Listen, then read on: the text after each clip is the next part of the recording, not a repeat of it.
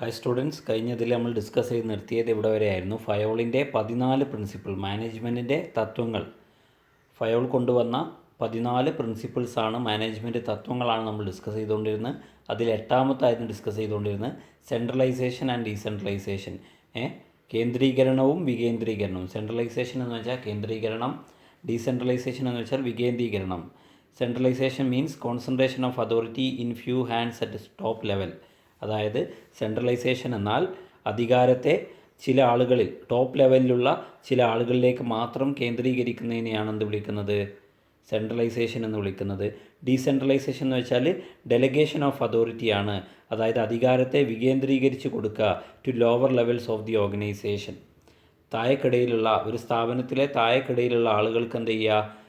Top ലെവലിലുള്ള ആളുകൾ അവരുടെ അധികാരത്തെ വീതിച്ചു കൊടുക്കുക, ഡെലിഗേറ്റ് ചെയ്ത് കൊടുക്കുക, വീതം വെച്ച് കൊടുക്കുക എന്നാണ് അർത്ഥമാക്കുന്നത്. ഫയോള് ഈ തിയറി പ്രകാരം പറയുന്നത് എന്താണെന്ന് വെച്ചാൽ, ഈ പ്രിൻസിപ്പിൾ പറയുന്ന പ്രകാരം എന്താണെന്ന് വെച്ചാൽ, organisation should not be completely centralised or decentralised. ഒരു സ്ഥാപനം, ഒരു ബിസിനസ് സ്ഥാപനം ഒരിക്കലും പൂർണ്ണമായും കേന്ദ്രീകൃതമോ പൂർണ്ണമായും വികേന്ദ്രീകൃതമോ ആയിരിക്കാൻ പാടില്ല. There must be proper balance between two depending upon size and nature of the business. ബിസിനസ്സിൻ്റെ സ്വഭാവവും ബിസിനസ്സിൻ്റെ വലിപ്പവും അനുസരിച്ചുകൊണ്ട് ഈ സെൻട്രലൈസേഷനും കേന്ദ്രീകരണവും വികേന്ദ്രീകരണവും എന്ത് ചെയ്യണം? തമ്മിൽ കൃത്യമായിട്ടുള്ളൊരു ബാലൻസ് കൊണ്ടുവരാൻ സാധിക്കണം എന്നുള്ളതാണ്. ഓക്കെ, അതാണ് സെൻട്രലൈസേഷൻ ആൻഡ് ഡീസെൻട്രലൈസേഷൻ. അടുത്തത് 9 സ്കാലാർ ചെയിൻ എന്നുള്ളത്. Scalar chain is A formal line of authority. ശ്രദ്ധിക്കേണ്ട കാര്യം, സ്കാലാർ ചെയിൻ എന്ന് പറഞ്ഞാൽ ഒരു ഫോർമൽ ലൈൻ ഓഫ് അതോറിറ്റിയാണ്. അധികാരത്തിൻ്റെ ഒരു ഫോർമൽ ലൈനാണ്. ചെയിൻ ഓഫ് കമാൻഡ് എന്നൊക്കെ അറിയപ്പെടുന്നുണ്ട്. Okay, which moves from highest to lowest rank in a straight line. ഒരൊറ്റ സ്ട്രൈറ്റ് ലൈൻ എന്ത് ചെയ്യുന്നു? ഹയസ്റ്റ് റാങ്കിലുള്ള ആളുകളെയും ലോവസ്റ്റ് റാങ്കിലുള്ള ആളുകളെയും കാണിക്കുന്നതാണ് എന്ത്? സ്കാലാർ ചെയിൻ എന്നറിയപ്പെടുന്നത്. This chain specify the route through which the information is to be communicated to the decide person. അതായത് ഒരു ബിസിനസ് സ്ഥാപനത്തിൽ ഒരു ഇൻഫോർമേഷൻ, ഒരു കാര്യം, ഒരു അറിവ്, ഒരു ഇൻഫോർമേഷൻ എന്ത് ചെയ്യുക? ആശയവിനിമയം നടത്തേണ്ടതിനുള്ള കൃത്യമായ റൂട്ടാണ് എന്ത് കാണിക്കുന്നത്? സ്കാലാർ ചെയിൻ കാണിക്കുന്നത്. അതായത് നമുക്കൊരു പ്രത്യേക ഒരാളോട് ഒരു കാര്യം അറിയിക്കാനുണ്ട്. ഒരു ബിസിനസ് സ്ഥാപനത്തിലെ വ്യത്യസ്ത ഡിപ്പാർട്ട്മെൻറ്റിലുള്ള ആളുകളാണ്. അപ്പോൾ ഒരു ഡിപ്പാർട്ട്മെൻറ്റിലുള്ള ആൾക്ക് മറ്റൊരു ഡിപ്പാർട്ട്മെൻറ്റിലുള്ള ആളുകളുമായിട്ട് കമ്മ്യൂണിക്കേറ്റ് ചെയ്യേണ്ടി വരും. അല്ലെങ്കിൽ ഒരേ ഡിപ്പാർട്ട്മെൻറ്റിലുള്ള ആൾക്ക് തന്നെ എന്ത് ചെയ്യും? ആ ഡിപ്പാർട്ട്മെൻറ്റിലുള്ള ആളുകളുമായിട്ട് കമ്മ്യൂണിക്കേറ്റ് ചെയ്യേണ്ടി വരും. അങ്ങനെയൊക്കെയുള്ള സമയത്ത് ഏത് റൂട്ട്, ഏത് വഴിയിലൂടെയാണ്, ഏത് രീതിയിലൂടെയാണ്, ഏത് ഫോർമാറ്റിലൂടെയാണ് എന്ത് ചെയ്യുന്നത്? നമ്മുടെ ഇൻഫോർമേഷൻ, വിവരങ്ങളെ കൈമാറ്റം ചെയ്യുന്നത്. ആ റൂട്ടിനെ സൂചിപ്പിക്കുന്നതാണ് ഇത് സ്കാലാർ ചെയിൻ എന്നുള്ളത്. ശ്രദ്ധിക്കേണ്ട കാര്യം, നമ്മൾ സാധാരണ നമ്മൾ കോളേജുകളിലൊക്കെ ഉണ്ടാവില്ലേ, നമുക്കൊരു പ്രശ്നം, വിദ്യാർത്ഥികൾക്കൊരു പ്രശ്നം ഉണ്ടെങ്കിൽ എന്ത് ചെയ്യും? അത് അധ്യാപകരെ അറിയിക്കും. അധ്യാപകർ അത് HOD അറിയിക്കും. HOD അത് ആരെ അറിയിക്കും? പ്രിൻസിപ്പാളെ അറിയിക്കും. ഇങ്ങനെയാണല്ലോ.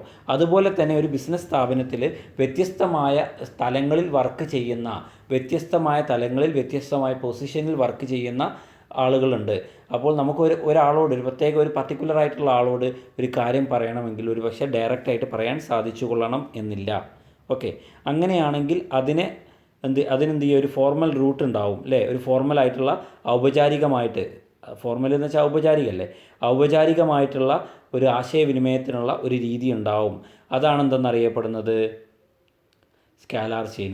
ഇനി ചില സമയങ്ങളിൽ ഇത് വയലേറ്റ് ചെയ്യപ്പെടും. കാരണം നമുക്ക് എന്ത് ചെയ്യുക? ചില കാര്യങ്ങൾ ഇപ്പോൾ കോളേജിൻ്റെ കേസിൽ എടുക്കുകയാണെങ്കിൽ ചിലപ്പോൾ മാഷോട് പറഞ്ഞ് അല്ലെങ്കിൽ HOD പറഞ്ഞ് പ്രിൻസിപ്പളുടെ അടുത്തെത്താൻ ഒരുപാട് താമസം എടുക്കും. അപ്പോൾ അത്തരത്തിലല്ലാത്ത ചില കണ്ടിൻജൻസി സമയങ്ങളിൽ എന്ത് ചെയ്യും? നമ്മൾ പലപ്പോഴും അതിനെ ബ്രേക്ക് ചെയ്യും. ഓക്കെ, എന്നിട്ട് നമ്മൾ എന്ത് ചെയ്യും? ആരോടാണോ നമുക്ക് കമ്മ്യൂണിക്കേറ്റ് ചെയ്യേണ്ടത് അവരോട് ഡയറക്റ്റായിട്ട് കമ്മ്യൂണിക്കേറ്റ് ചെയ്യും. ഓക്കെ, അങ്ങനെ കമ്മ്യൂണിക്കേറ്റ് ചെയ്യുകയാണെങ്കിൽ അതിനെ പറയുന്ന പേരാണ് ഗ്യാങ് പ്ലാങ്. നിങ്ങൾക്ക് ഈ ചിത്രത്തിൽ കാണാം, ഇവിടെ ഒരു മഞ്ഞ ലൈനെ കൊണ്ട് സൂചിപ്പിച്ചിരിക്കുന്നു. D എന്ന് പറയുന്ന വ്യക്തിക്ക് G എന്ന് പറയുന്ന വ്യക്തിയുമായിട്ട് കമ്മ്യൂണിക്കേറ്റ് ചെയ്യണം. ഒരു സ്ഥാപനത്തിലുള്ള D എന്ന് പറയുന്ന വ്യക്തിക്ക് G എന്ന് പറയുന്ന വ്യക്തിയുമായി കമ്മ്യൂണിക്കേറ്റ് ചെയ്യണം. സാധാരണ രീതിയിൽ എങ്ങനെയാണ് ചെയ്യാൻ പറ്റുക? Dയും Cയും Bയും Aയും Eയും Fഉം കഴിഞ്ഞിട്ടാണ് എന്ത് ചെയ്യുക? Gയിലേക്ക് വരിക. പകരം എന്ത് ചെയ്തു? ഇയാൾ സ്ട്രെയിറ്റ് ആയിട്ട് എന്ത് ചെയ്യുന്നു? D എന്ത് ചെയ്യുന്നു? Gയുമായിട്ട് കമ്മ്യൂണിക്കേറ്റ് ചെയ്യുന്നു. അങ്ങനെയാണെങ്കിൽ അതിനെ പറയുന്ന പേരാണ് ഗ്യാങ് പ്ലാങ് എന്നുള്ളത്.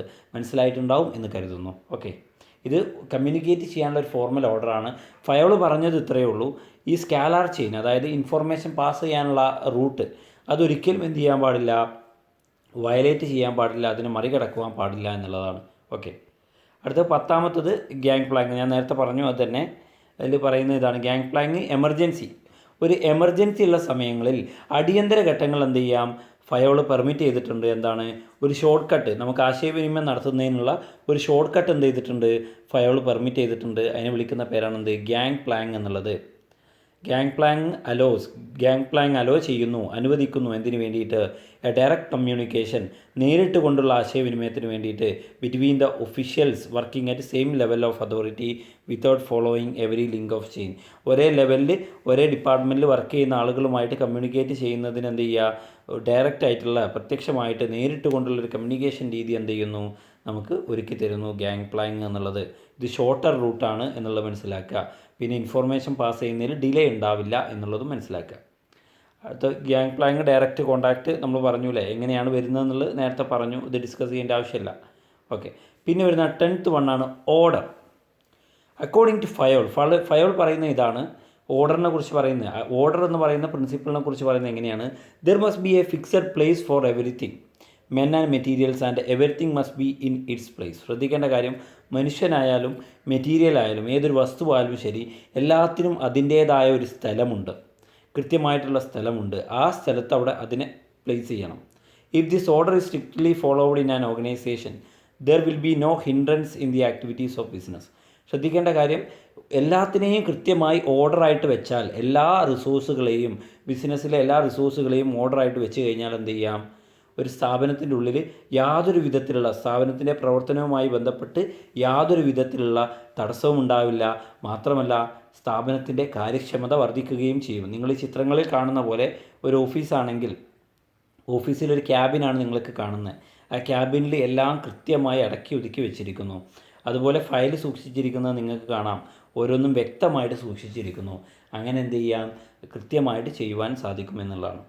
അടുത്താണ് equity refers to the kindness and justice in the behaviour of managers towards workers. ശ്രദ്ധിക്കേണ്ട കാര്യം, മാനേജേഴ്സിന് തൊഴിലാളികളോട് എന്ത് ചെയ്യുക, കൈൻഡ്നെസ്, അനുകമ്പയും നീതിബോധവും ഉണ്ടായിരിക്കണം എന്നുള്ളതാണ്. According to Fayol, principle of equity should be followed by managers at all level. എല്ലാ ലെവലിലുള്ള മാനേജേഴ്സ് എന്ത് ചെയ്യണം, എല്ലാ തൊഴിലാളികളെയും ഒരുപോലെയാണ് കാണേണ്ടത്. അനുകമ്പയോടുകൂടി, നീതിബോധത്തോടുകൂടി, നീതിയോടുകൂടി തന്നെ കാണണം. There should not be discrimination, അവിടെ വേർതിരിവ്, വിവേചനം ഉണ്ടാകുവാൻ പാടില്ല. എഗെയിൻസ്റ്റ് എനി വൺ, ഏതൊരു വ്യക്തിക്കും, on account of sex. Okay, sex അല്ലേ, സെക്സിൻ്റെ ബേസിൽ, അതായത് ആൺ പെൺ വ്യത്യാസമില്ലാതെ എല്ലാവരെയും ഒരു മാനേജർ, എല്ലാ വർക്കേഴ്സിനെയും ഒരു മാനേജർ തുല്യമായിട്ടാണ് കാണേണ്ടത്.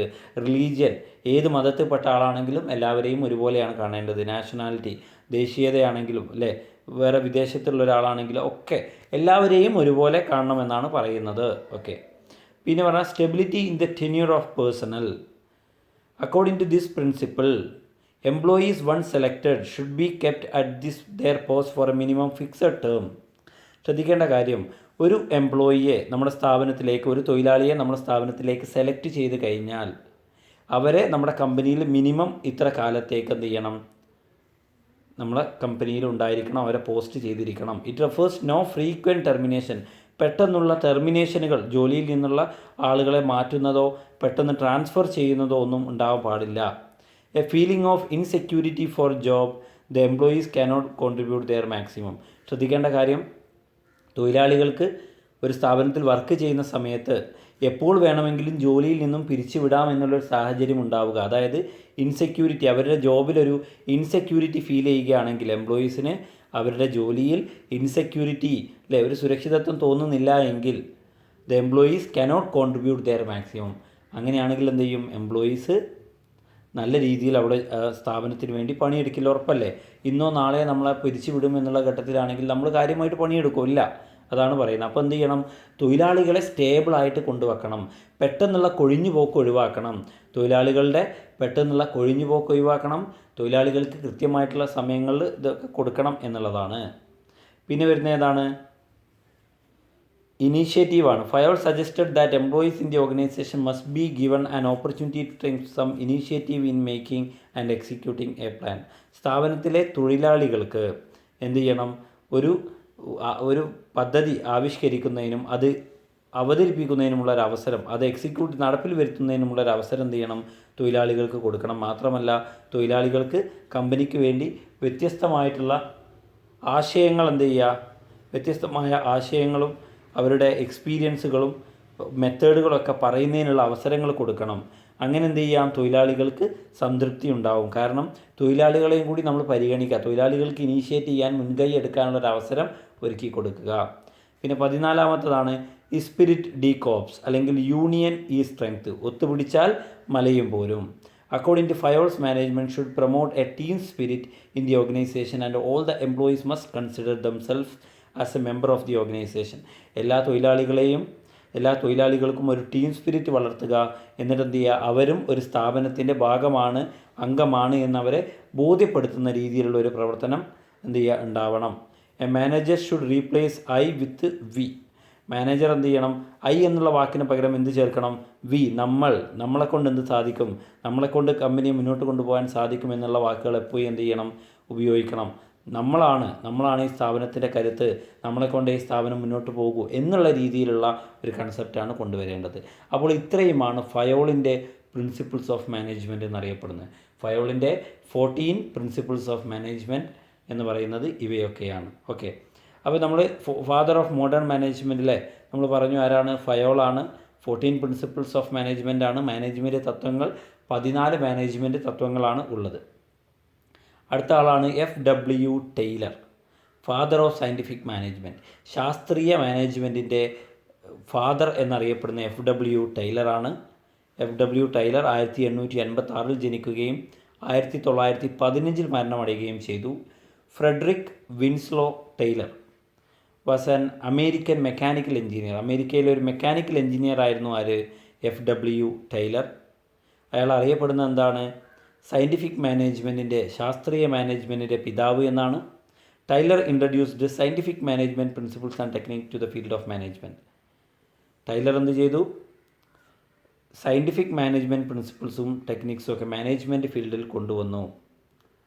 1898 he joined Bethlehem Steel to solve an expensive machine shop capacity problem.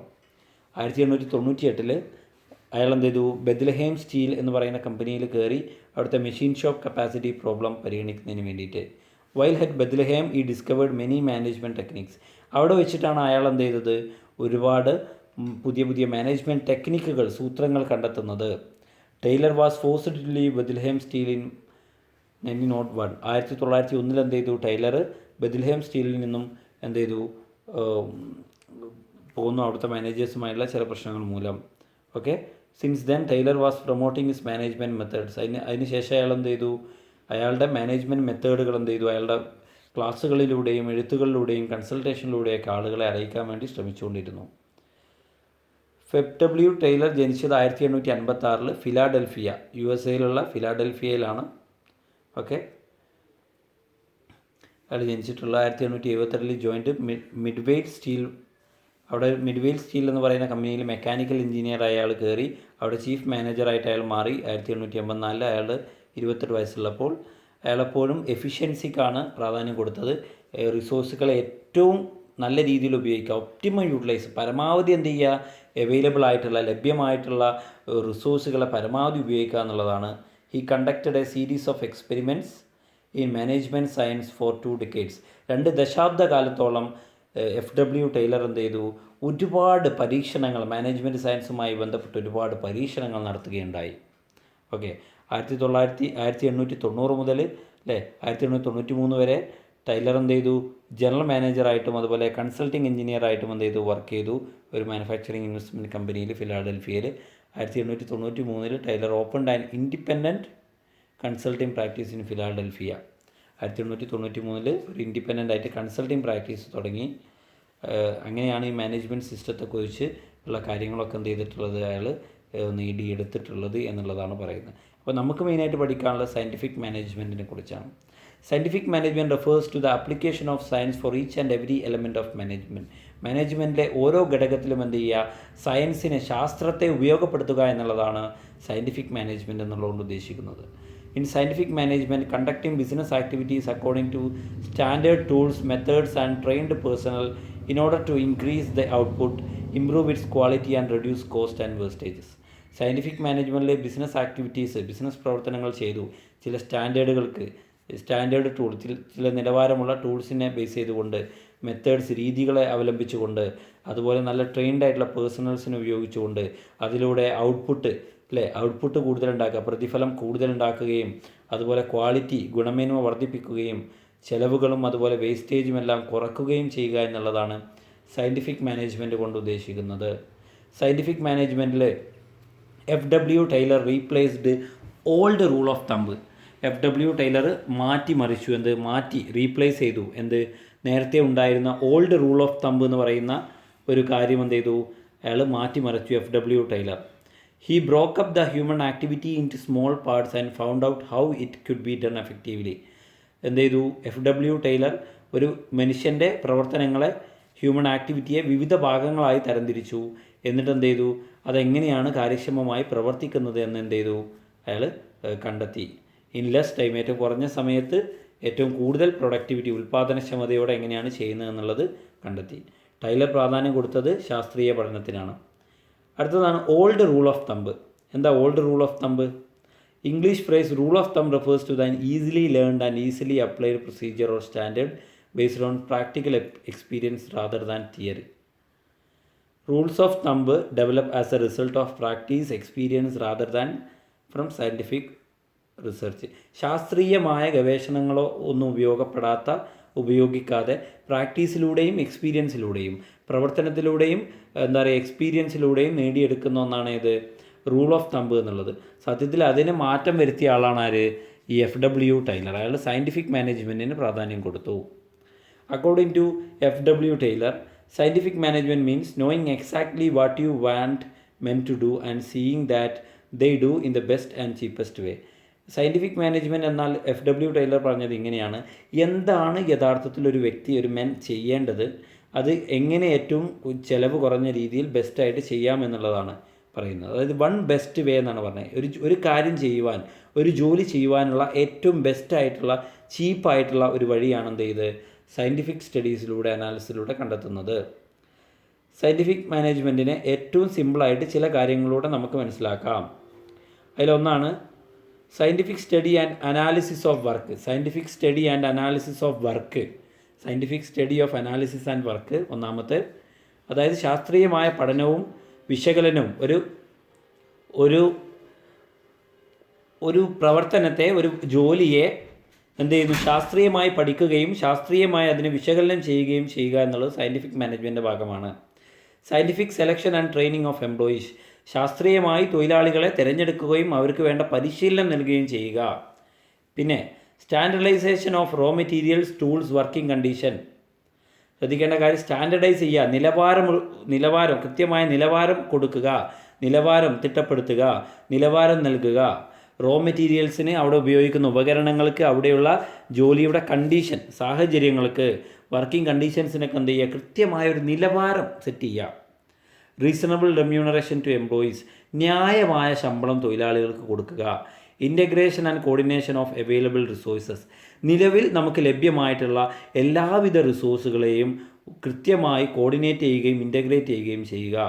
Okay, അടുത്ത് പറയുന്നത് Taylor's scientific management based on certain principle. നമുക്കറിയാം ടൈലറുടെ സയൻറ്റിഫിക് മാനേജ്മെൻറ്റ് ചില തത്വങ്ങളിൽ അധിഷ്ഠിതമാണ്.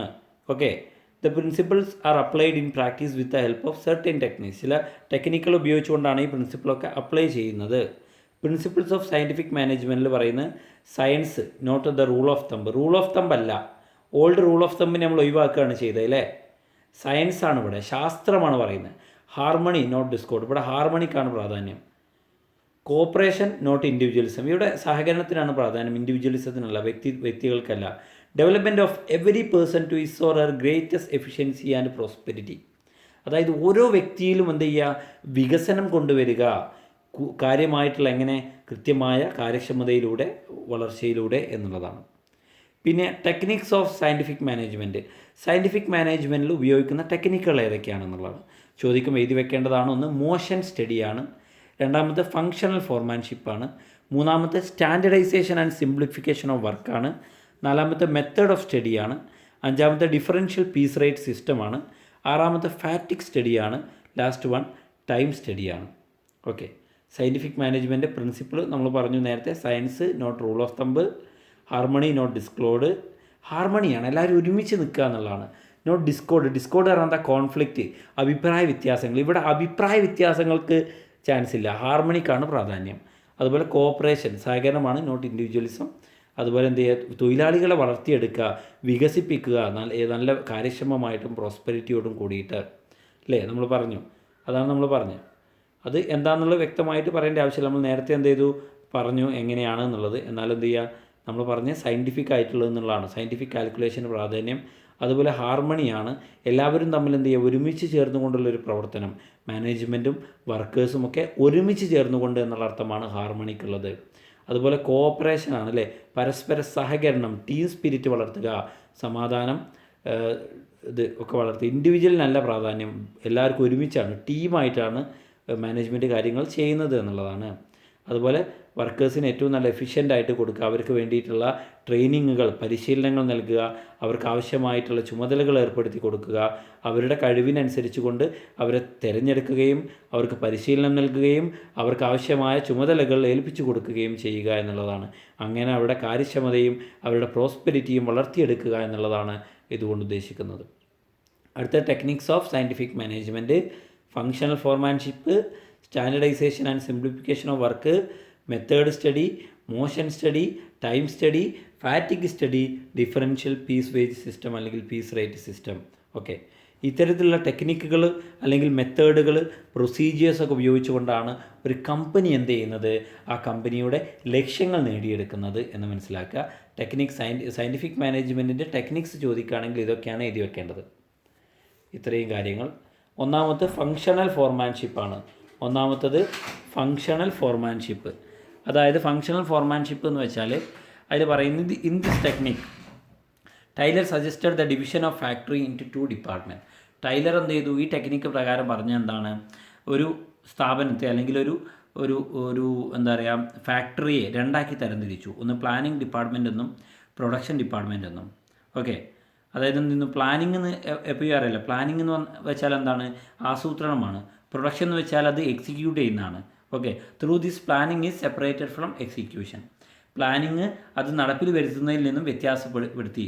Taylor said that foreman must be intelligent. Foreman എപ്പോഴും എന്തായിരിക്കും? ബുദ്ധിയുള്ള ആളായിരിക്കും, വിദ്യാഭ്യാസമുള്ള ആളായിരിക്കും, എനർജറ്റിക് ആയിരിക്കും, ഹോണസ്റ്റ് ആയിരിക്കും, പ്രൊഫഷണൽ എക്സ്പേർട്ട് ആയിരിക്കും. All these qualities can be found in one person. So Taylor stressed having minimum 8 experts, 4 under each department to order and guide workers. തൊഴിലാളികൾക്ക് ആവശ്യമായിട്ടുള്ള ഗൈഡൻസ്, മാർഗ്ഗനിർദ്ദേശങ്ങൾ നൽകുന്നതിനും തൊഴിലാളികളെ ഓർഡറാക്കി നിർത്തുന്നതിനും വേണ്ടിയിട്ട് പ്ലാനിംഗ് ഡിപ്പാർട്ട്മെൻറ്റും അതുപോലെ തന്നെ എക്സിക്യൂഷൻ ഡിപ്പാർട്ട്മെൻറ്റ് അല്ലെങ്കിൽ പ്രൊഡക്ഷൻ ഡിപ്പാർട്ട്മെൻറ്റ് ഉണ്ട്.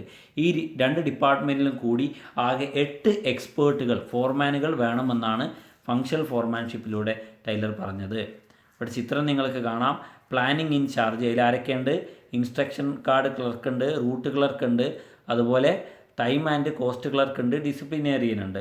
പ്രൊഡക്ഷൻ ഇൻചാർജിൽ speed boss, gang boss, repairs boss, inspectors. ഈ 2 ഭാഗത്തും 4 വീതമുള്ള ഫോർമാനുകളാണുള്ളത്. എന്തിനു വേണ്ടിയിട്ടാണ്? വർക്കേഴ്സിനെ മാനേജ് ചെയ്യുന്നതിന് വേണ്ടിയിട്ട്. പിന്നെയോ അപ്പോൾ ആരൊക്കെയാണെന്നുള്ളതാണ്. Under planning department. പ്ലാനിംഗ് ഡിപ്പാർട്ട്മെൻറ്റിൽ ആരൊക്കെയാണ്? റൂട്ട് ക്ലർക്കാണ്, അല്ലേ? റൂട്ട് ക്ലർക്കിൻ്റെ ജോലി എന്താണ്?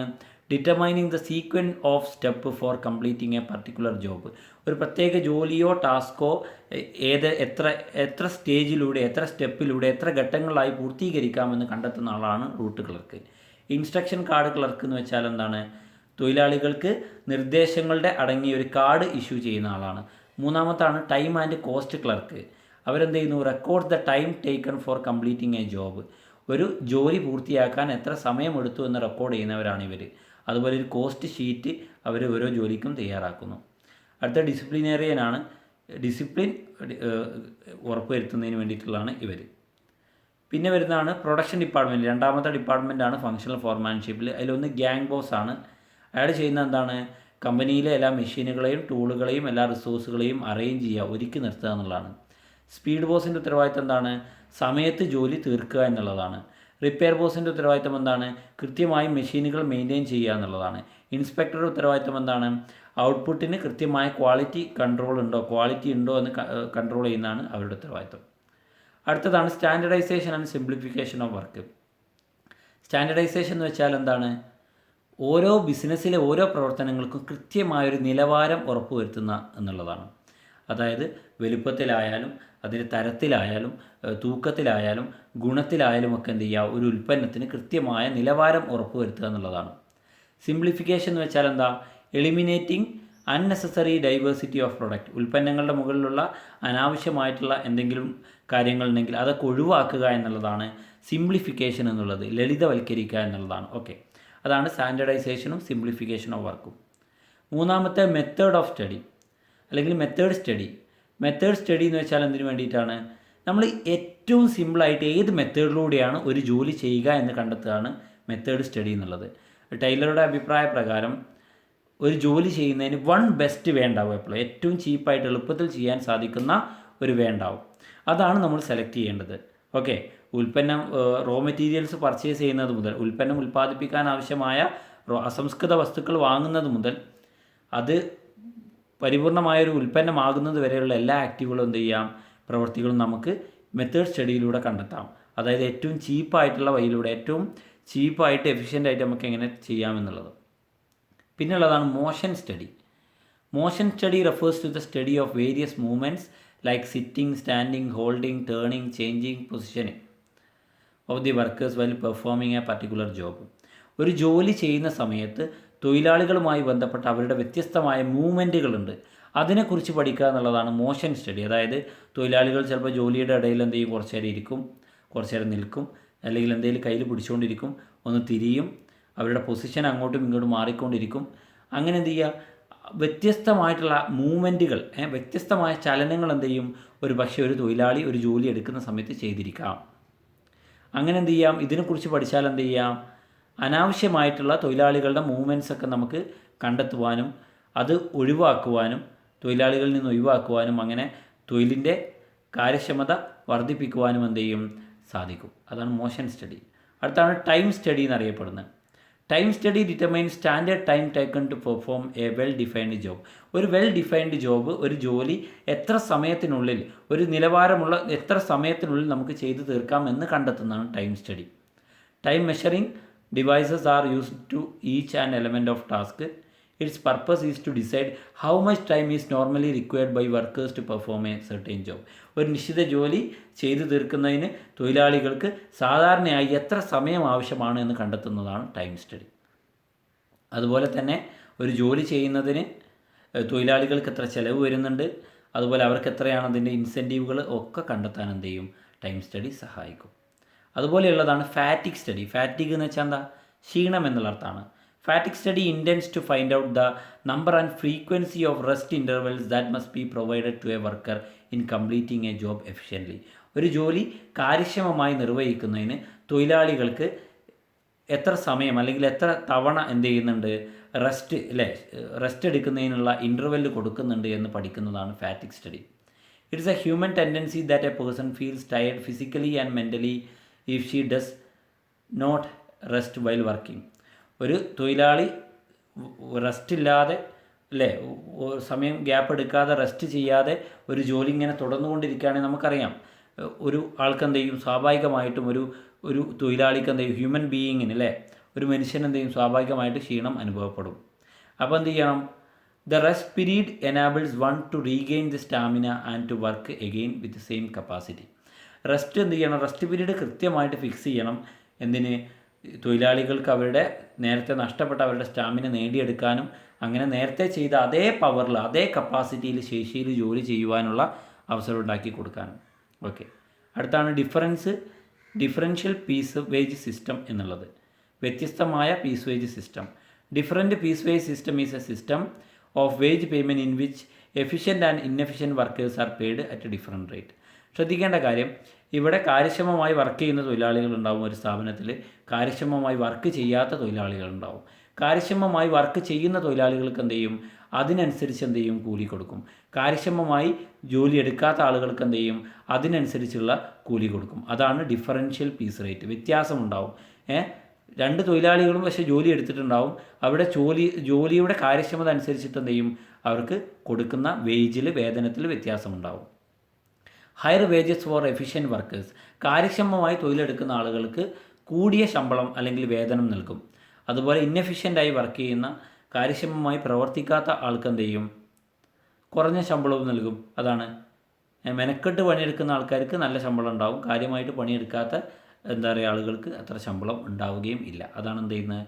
ഡിഫറൻഷ്യൽ പീസ് വൈസ് സിസ്റ്റം എന്നെന്ത് ചെയ്യുന്നത് പറയുന്നത്.